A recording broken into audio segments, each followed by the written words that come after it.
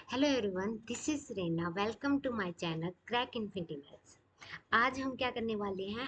आज हमारा number theory का सेकंड लेक्चर है। फर्स्ट लेक्चर में हमने डिविजिबिलिटी रूल क्या होता है, एचसीएफ, एलसीएम और ये सब चीज़ें देख ली थी। सेकंड लेक्चर में हम क्या देखने वाले हैं? सेकंड लेक्चर में हम कौन से टॉपिक करेंगे? हमारे ये है डायोफेंटाइन इक्वेशन। देखेंगे कि किस टाइप की इक्वेशन को हम डायोफेंटाइन इक्वेशन बोलते हैं। इस पे जो डायोफेंटाइन इक्वेशन है, इस पे जो रिजल्ट कौन से है डायरेक्ट जो आते हैं, क्लियर। और पी वाई क्यूज भी देखेंगे कि डायोफेंटाइन इक्वेशन पे किस टाइप के पी वाई क्यूज बनते हैं, क्लियर। तो फंडामेंटल थ्योरम ऑफ अर्थमेटिक भी देखेंगे।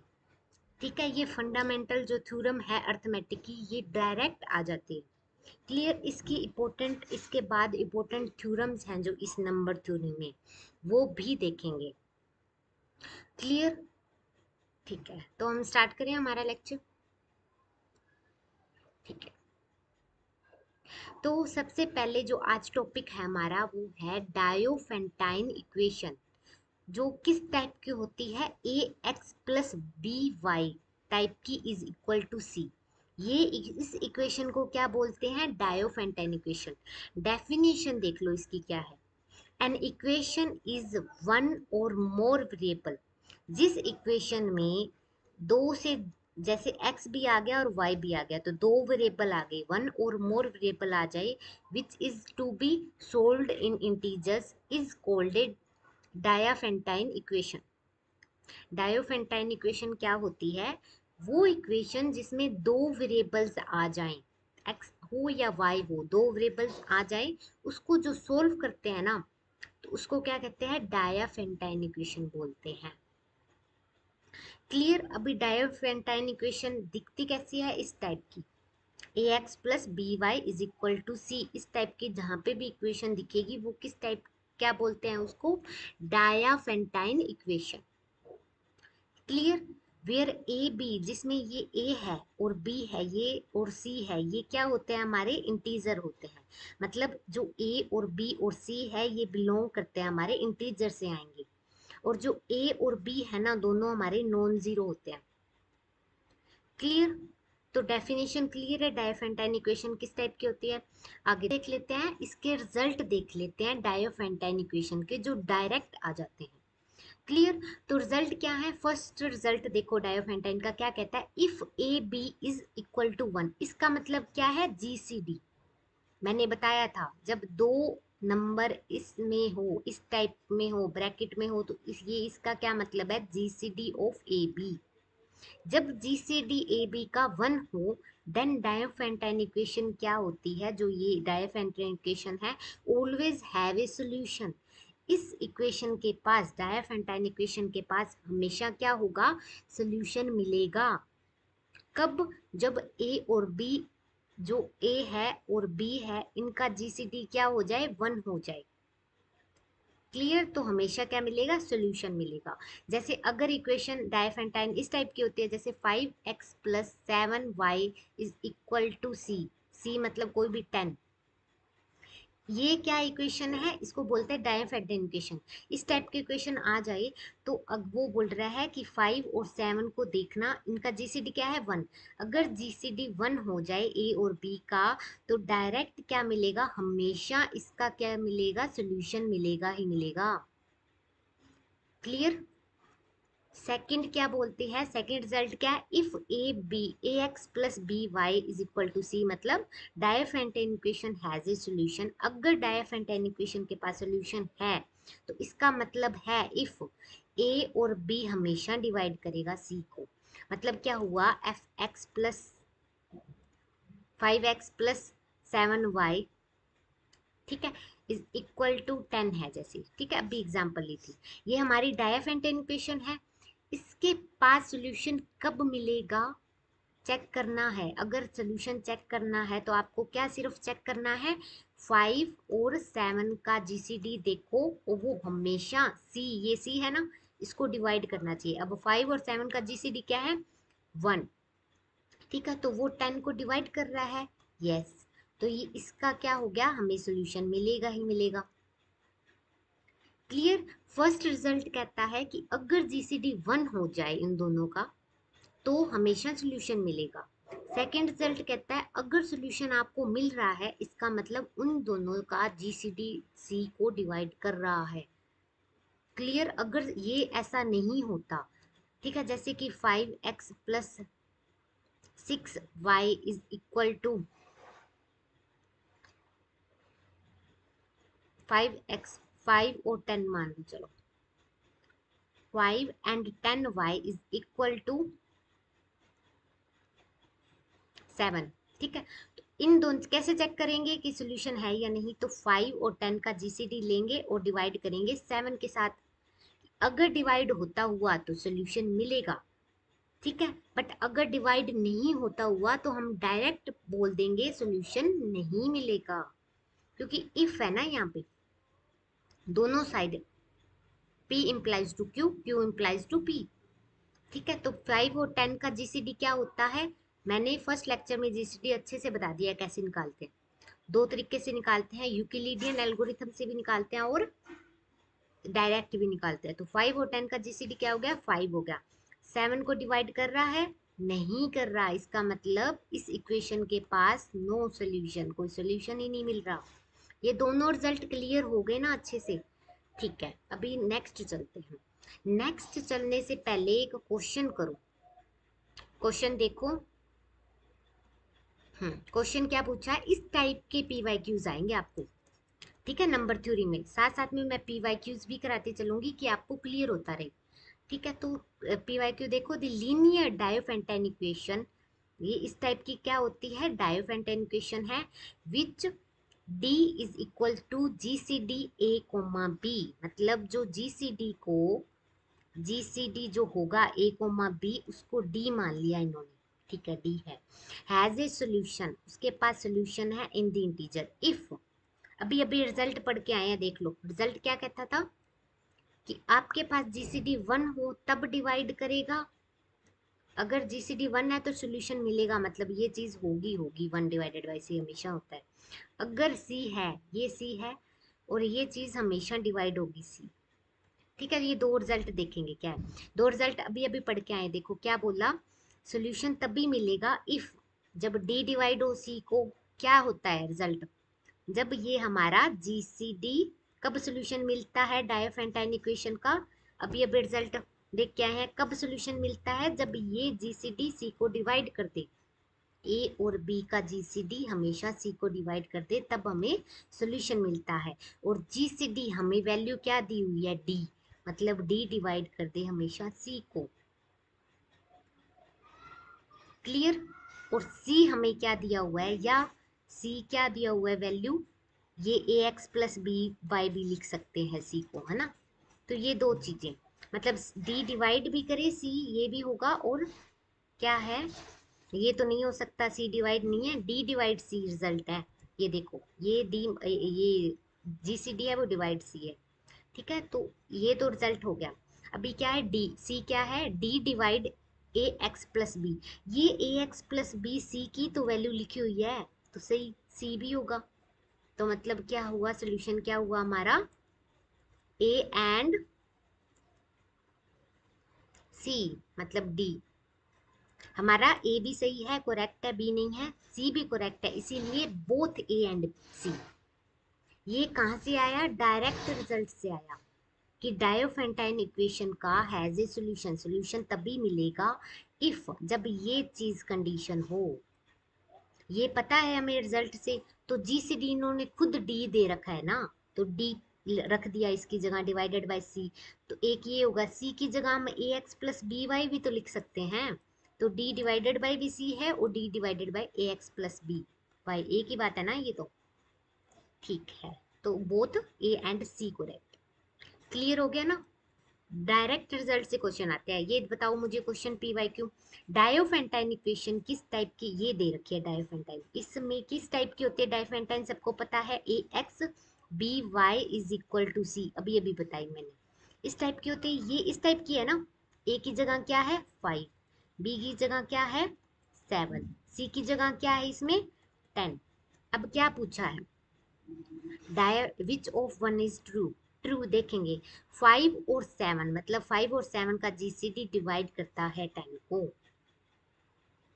ठीक है, तो 5 और 7 का क्या जीसीडी डिवाइड करता है, 5 और 7 का जीसीडी क्या होता है, 1 डिवाइडेड बाय 10। तो ऐसा है ना, तो करेक्ट।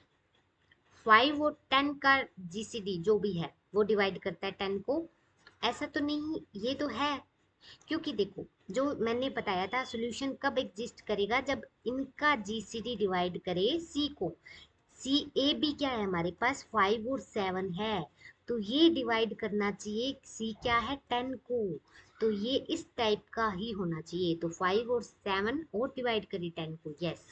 5 और 10 है रिजल्ट, नहीं ए कोमा बी है, न कि ए कोमा सी, ये रिजल्ट होता है, इसीलिए ये नहीं होगा।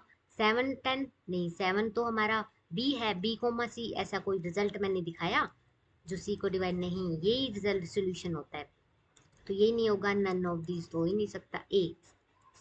ठीक है, क्यों ए हुआ, क्योंकि ये हमारा सोल्यूशन होता है इस टाइप का, ए कोमा बी डिवाइडेड बाई सी। ए क्या है 5, बी क्या है 7, तो ए 5 और 7 का जीसीडी डिवाइड करेगा 10 को, तो यही तो लिखा है।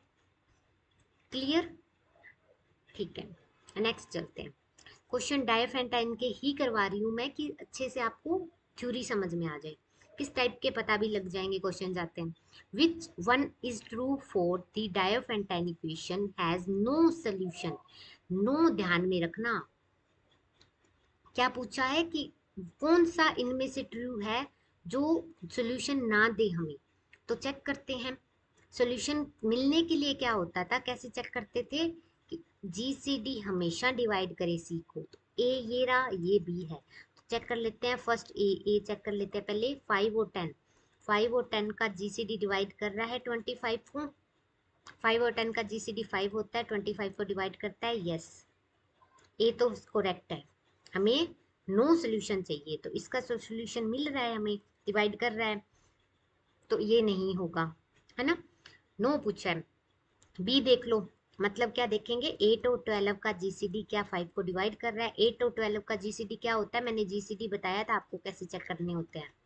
12 की फैक्टराइजेशन करो, 12 की 8 की फैक्टराइजेशन करो, 12 की फैक्टराइजेशन, 8 की क्या होती है ये, 12 की देखो, 6 2 × 12, 3 2 × 6, 3 1 × 3, तो जीसीडी क्या होता है, दोनों में कॉमन, इसमें 2 कॉमन, इसमें 2 कॉमन, तो 2 कॉमन, इसमें 2 है, इसमें 2 है, तो 2 कॉमन, क्या आया, इसमें 2 है, इसमें 2 नहीं है, तो मतलब ये नहीं आ सकता, सिर्फ 4। जीसीडी क्या आया 2, 8 और 12 का 4 डिवाइडेड बाई 5, क्या डिवाइड कर रहा है 4 5 को, नहीं, नहीं डिवाइड कर रहा, मतलब सॉल्यूशन नो सॉल्यूशन, सॉल्यूशन मिलेगा ही नहीं, डिवाइड करने पर ही सॉल्यूशन मिलता है, तो इसका बी टाइप पार्ट का सॉल्यूशन नहीं मिल रहा, इसका सॉल्यूशन मिल रहा था, क्या चाहिए था, नो सॉल्यूशन ही तो चाहिए था बी, बट सी भी चेक कर लो साथ साथ में।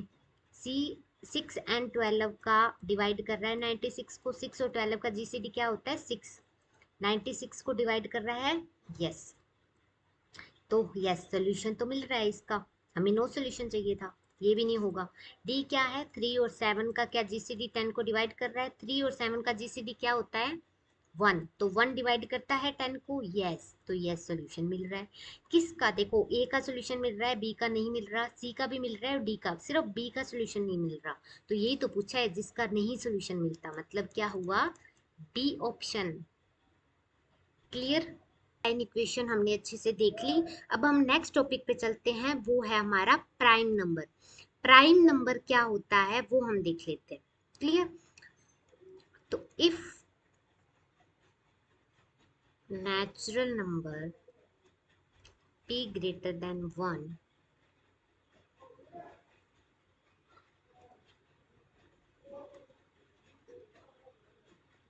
n, ठीक है, तो n greater than 1 is called prime number, prime number if no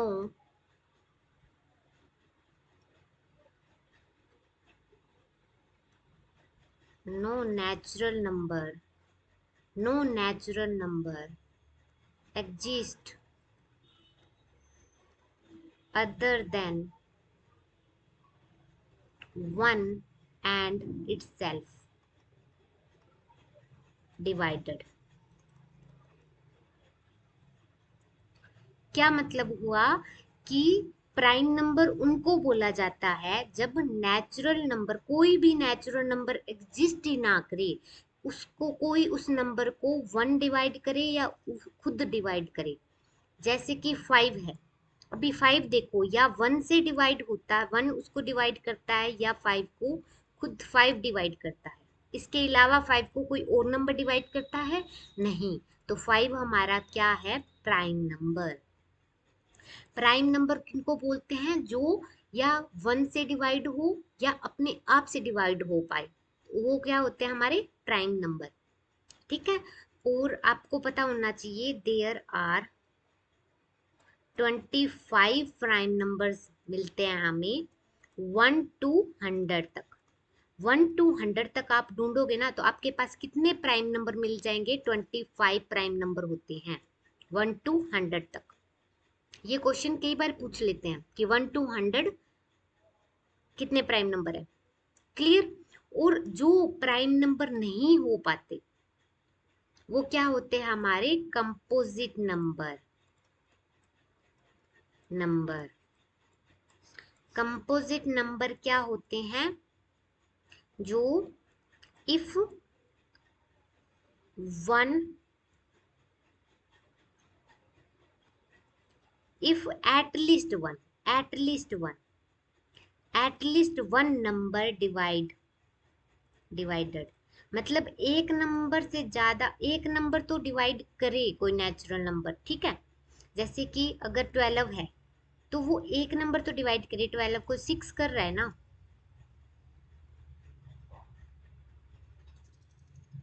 clear. ठीक है। 12 ऐसा नंबर तो है नहीं सिर्फ 1 डिवाइड करे या अपने आप जाए। तो मतलब जो प्राइम ना हो ना, वो कंपोजिट नंबर है हमारे। क्लियर। ठीक है। मैंने अभी बताया आपको 1 to 100 तक कितने प्राइम्स होते हैं हमारे। याद रखना 25 प्राइम्स मिलते हैं। और वो प्राइम्स कौन से होते हैं? 1 to 100 तक ये होते हैं। ऐसे याद रखो कि जो 1 to 10 तक क्या है? 2 3 5 7। फिर 11 to 20 तक कितने हैं? 11 होता है प्राइम, 13 भी प्राइम है, 17 भी प्राइम है, 19। फिर 21 to 30 तक कौन से प्राइम है? 23 है, 29 है, 31 है, 37 है, 41 है, 43 47 है, 53 59 प्राइम नंबर है, 61 67 भी है, 71 73 79 83 89 और 97 हमारा प्राइम नंबर है। तो ये कितने हो गए? 25 हो गए हमारे 1 to 100 तक। क्लियर। ओके।